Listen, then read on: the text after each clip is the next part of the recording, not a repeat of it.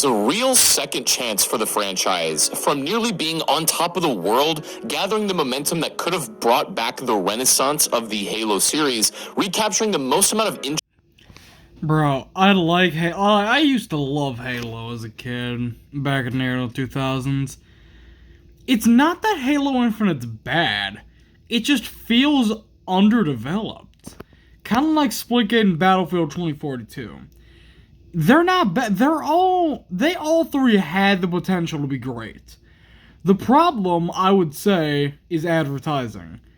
I don't think I ever saw an ad for any of these except for Splitgate maybe once or twice. But even then, still, it's the amount of effort and work you put in to the game and advertising. You can't make a game, publish it, and then just expect it to be good. Like, not everyone is gonna know because you didn't advertise the game's hype. Like, the game's had potential, except for Battlefield, because Battlefield is just rip-off COD, okay? I don't care. The biggest problem also, Halo is exclusive to Xbox. And that is not gonna that's gonna create a lot of problems for people who love Halo, but are on a PlayStation. Because they can't play it even though they want to. Neither can PC players.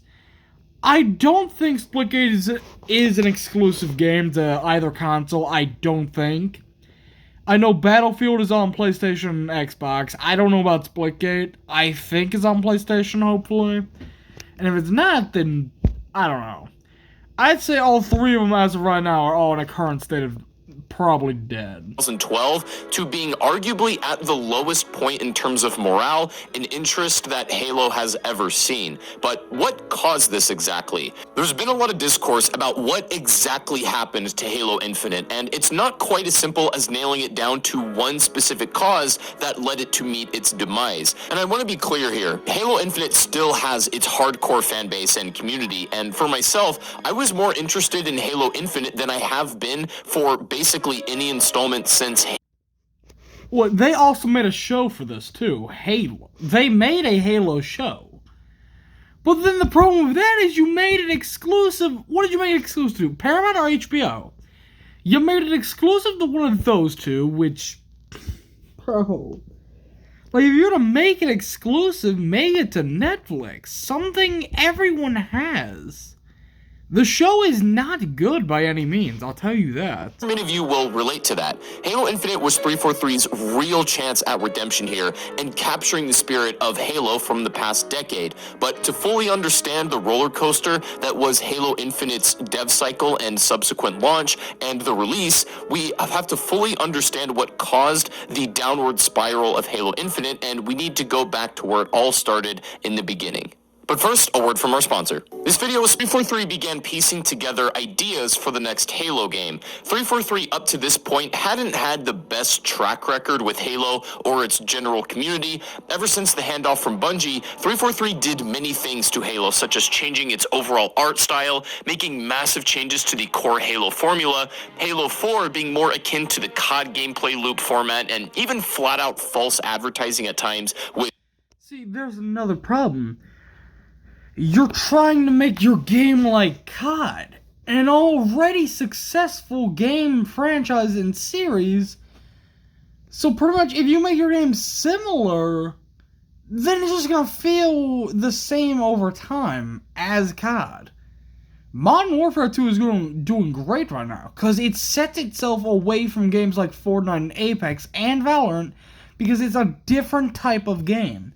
Sure, they're all shooters, but COD has a more exclusive, better graphics, better look to the game, better gameplay that tries to set itself apart from other games. It's the first of its time in the early 2000s to do this.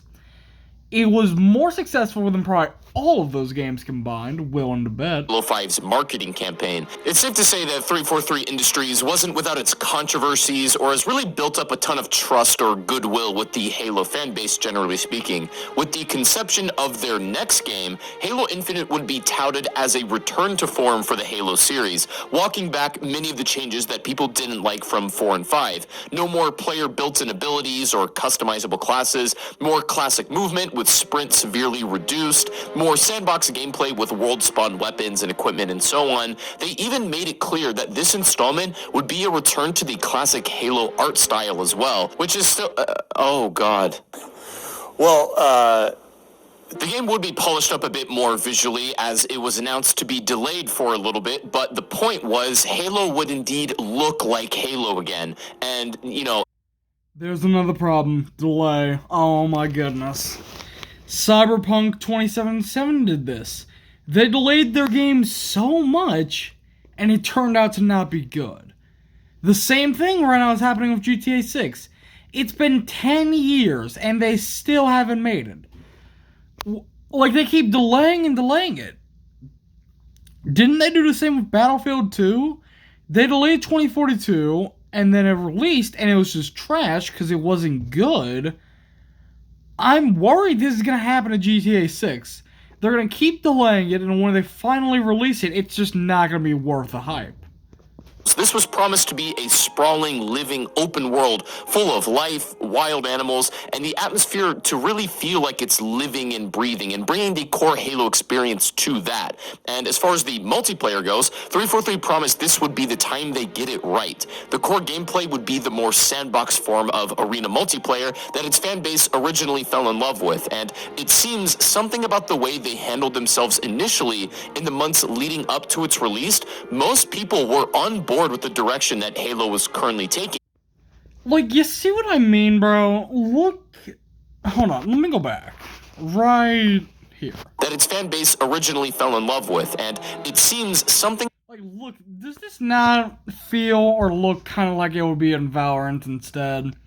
Only Valorant's more open world, this is more enclosed, but still, it's the basic idea.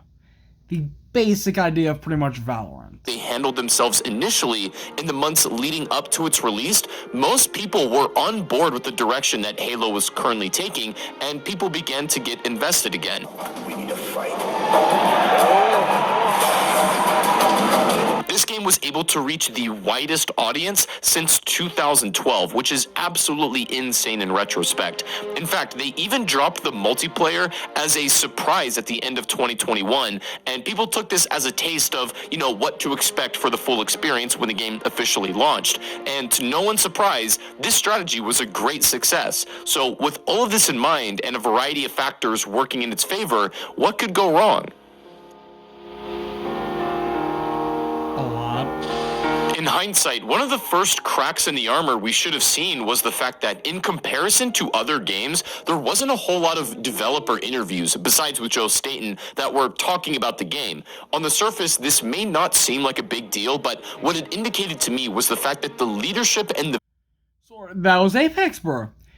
Apex, Valorant, COD. Like, you have all three of these games you look so similar to. Bro, man. Product was constantly changing, and they may not have been confident enough to show off their ideas as the groundwork was constantly shifting underneath them. It's clear looking at Halo Infinite now that the goalposts were always changing. It's extremely difficult to make a video game in the first place, and that's exacerbated by the fact that much of their work was allegedly contracted out to people for a maximum of 18 months, with a game that took 6 years to make. This means, in theory, it was a bunch of unfinished components being handed off to people multiple times over throughout its entire life cycle, and with multiple, avenues of the game being developed at the same time. It's like basically 6 or 7 games being developed at once and trying to be shoved into one cohesive experience. It just doesn't work that way. And while outsourcing large parts of your video game probably isn't that uncommon in game development, I can't help but feel the degree to which that goes on has a real effect on the complete package of the experience. And The complete package, while you have everyone's attention, is what you really need to sell people on. Halo Infinite launched with arguably the least amount of content for a Halo game ever. While Halo 5 is certainly a contender there as well, Halo Infinite may be the one that takes the cake. With everything from the campaign being clearly not what was promised or envisioned to be, in a post-Elden Ring world, it makes Halo Infinite's open world formula pale in comparison. And for the multiplayer, while the core gameplay is actually excellent, and it's a taste of why we fell in love with Halo to begin with, it's clearly lacking a variety of maps, and the maps it does have feel kind of samey, and they don't have the character of some of the more... Well, I mean, that's what you're gonna get, though. The game was more rushed and delayed. You gave each one of them 18 months to make a six-year game. That's not enough time to make that kind of a game. So it felt rushed then at that point, even though it took longer. So then the maps just kind of blend in and feel like there's no difference. Almost none. There's no creativity. There's just not too many of them right now, and even with Season 2 adding a few new ones, it does little to stop the bleeding. Forge mode at the time of me making this video is still nowhere to be found. There are Forge prototypes, and it's still slated for Season 3, but to me, it was practically a death sentence to launch without it. Forge is just as integral to the structure of Halo as the multiplayer is or the campaign in my eyes. Forge is the Halo experience in some real sense. And all those compounded by the fact that the progression in Infinite is a joke. Instead of playing the way you want to in-game and performing well to progress, you're arbitrarily limited by your challenges, and oftentimes it comes down to the choice of playing with your friends or playing to complete challenges. In fact, most of the time, that's actually what it is. You have to forego playing with buddies and having that social Halo experience that this series is famous for. So you're practically saying you have to have friends to relive the nostalgia you had on the older Halos, because the new ones aren't as good, and you probably knew they weren't as good. I think everyone knew it's hard to beat like the original first 3 Halos, without question. There's no... Because you're saying... If you have friends from that time, the nostalgia comes back when y'all play together. I get the point he's trying to make, but still, bro. Artificially arbitrary tasks and challenges that you don't even want to do in an extremely linear progression system. Halo Infinite is quite odd because at its launch in the first month or so of the game, Halo Infinite seemed to really bring back the Halo spirit and revitalize the series. However, once the honeymoon phase wore off, the underlying issues that plagued the game began to rear its ugly head. 99. I haven't played Halo in a while. Kind of sucks to say, but it just feels like there's absolutely no energy around Halo from a community standpoint. I don't know. I'm not feeling the energy of Halo, and it sucks to say it. It dawned on us very rapidly just how little there is to this game when looking clearly at it. You could see the end of the box, so to speak, after just a couple of hours of playtime. Halo Infinite was practically a smokescreen. It appeared on the surface to have all the things you like about Halo, but it was severely lacking in every area imaginable. But this is a live service. That's creativity, though. The creativity that Halo once had is not gonna be there in the newer versions. The once nostalgia and creativity that was once there, because now you have different people working on a new game that took longer to make and it was rushed. None of that creativity is gonna be as poignant as it would be. Lack of content will be fixed in due time, and in some ways that's probably true. What it doesn't account for, however, is the fact that Halo Infinite will never have the magic that it did at its launch. Forge mode, or hell, even a battle royale for Halo can come out, and while it might see a slight influx of returning players, it's unlikely to grip the public eye like it did when Halo Infinite launched to the world. But besides the astonishing lack of content at this point and, some of the issues technically with like desync and that kind of thing, what I feel like the real crime with Halo Infinite is, it goes much deeper than just a shallow selection of content to me.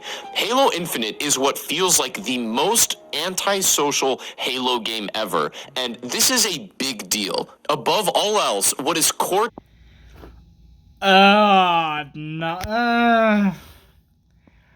I mean,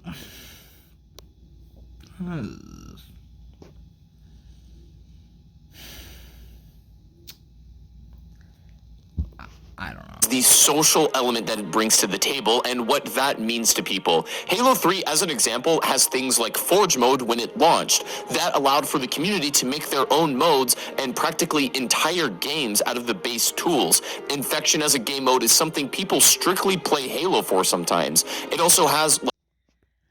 I wonder why this sounds so much like Fortnite. Gee, I wonder why it does. Creative, make your own maps, you can play zombies and literally kill them. Gee, I wonder why that sounds so familiar. Trash talk opponents before and after the games that heighten the intensity. You had browsers to download community projects and play them with your friends, be it for Grifball, Duck Hunt, Fat Kid, and so on. These things are what people remember about Halo and the experiences those caused with their friends. And all those things I just mentioned, Halo Infinite currently has none of those things. Hell, there isn't even a pre-game lobby. The UI in general is extremely clunky on this game, but it even makes the lack of a real pre-game lobby even worse. Lobbies disband mostly after every match, so there's far less chance for any real social interaction to occur. This is what Halo Infinite is severely lacking in. I see a lot of people say that 343 just don't understand Halo, and while I don't think that's exactly true, I think 343 get Halo from a technical perspective. They get the gameplay, it seems, with its core multiplayer, especially in Infinite. They get the story and, maybe not. They get the components of what make up a Halo game on paper on a very surface level. However, I don't think they quite understand or are able to pull off what Halo means to people socially, which is... Well, I mean, you can't pull off the nostalgia that the first 3 to 5 had for people. That's not ever going to be possible to do. I get it's a more modern game, and that there's no creativity in the game whatsoever, but you saying that, like, you can't get the nostalgia back that you once had. It's never gonna happen, no matter how new or how old the game is. You'll have it, but it's not gonna be as enjoyable. Important piece to the puzzle. Beyond all the other issues with gameplay, lack of content, horrible progression system, and borderline predatory microtransaction and armor system, the biggest detriment to Halo Infinite at the moment is its lack of social features and community-driven gameplay. You're never going to remember the random Slayer match or BTB match you played on Infinite, but you'll always remember your first time playing Grifball with your friends or getting a Kill-tacular in Duck Hunt. These are the kinds of experiences... Again, that's nostalgia. Dude, you're saying that the nostalgia you once had, you can't get back in Infinite. Which is true, but still, it's never gonna happen. I don't think... I played Halo Infinite maybe once. Maybe once genuinely. Didn't care for it. Tried Battlefield. Meh. Splitgate was actually fun. It just slowly died off. Really lacking at the moment, and unless they can course correct, not only by smoothing the backbone and core of the game, but adding official content and opening the gates for community play and interaction, it's very hard to see a world where Infinite captures the magic that it had on its launch. The Halo community is tired of words at this point. We'll trust us. It's like an abusive relationship at this point, and while I don't think any devs are personally solely responsible for the outcome of this situation, I do think the lack of consistent leadership, and especially how that ground is always shifting, makes everyone... The lack of consistent updating in gameplay and creativity is causing the game to go down, practically. No one wants to play it because it's not that good. There's no creativity, there's no good storyline, the creators seem to not care about the game, and it just feels sluggish and boring. No direction or goal. There is no conceivable world in when your leadership changes over 5 or 6 times that doesn't have some kind of negative outcome on the core experience, and I do believe that to be one of the major issues with Infinite. At the end of the day, most of the core problems, or even minor ones, can be boiled down to a lack of really strong leadership. And we'll see if somehow Joe Staten and whoever are able to sort of reinstate that leadership and that real clear goal and direction, because I think that is what Halo Infinite is sorely lacking. Halo from over 250,000 concurrent players down to just a few thousand at any given time, and even the MCC will pass the player count on occasion. The downfall of Infinite was one of the most dramatic I've seen to almost any video game, reaching peaks previously. So practically, because there's no consistent updating and consistent ownership going on, it led to them not really paying much attention to the game, just inconsistently, which leads to its downfall. Just like Battlefield, and just like Splitgate. Only Splitgate had potential, more potential, it just didn't work out as good.